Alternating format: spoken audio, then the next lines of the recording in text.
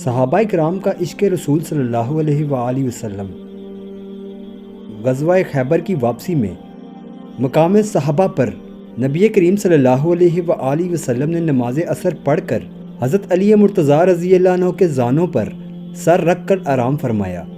حضرت علی مرتضیٰ رضی اللہ عنہ نے نماز عصر نہیں پڑھی تھی، اپنی آنکھوں سے دیکھ رہے تھے کہ وقت گزرتا جا رہا ہے، مگر اس خیال سے کہ زانوں سرکاتا ہوں تو حضور نبی کریم صلی اللہ علیہ وآلہ وسلم کے خواب مبارک میں خلل آ جائے گا، اور اپنا زانو نہ ہٹایا یہاں تک کہ آفتاب غروب ہو گیا۔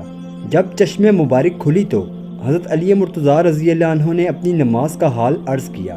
حضور نبی کریم صلی اللہ علیہ وآلہ وسلم نے دعا مبارک فرمائی، آفتاب پلٹ آیا، حضرت علی مرتضیٰ رضی اللہ عنہ نے نماز عصر ادا کی، پھر سورج ڈھل گیا۔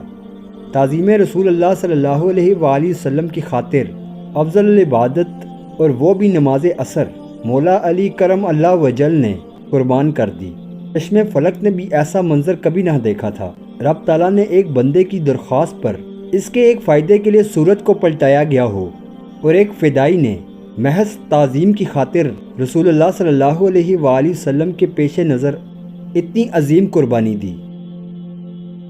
اسی کو امام اہل سنت اس طرح بیان فرماتے ہیں، مولا علی نے واری تیری نیند پر نماز، اور وہ بھی عصر سب سے اعلیٰ خطر کی ہے۔ وآخر دعوانا الحمد للہ رب العالمین۔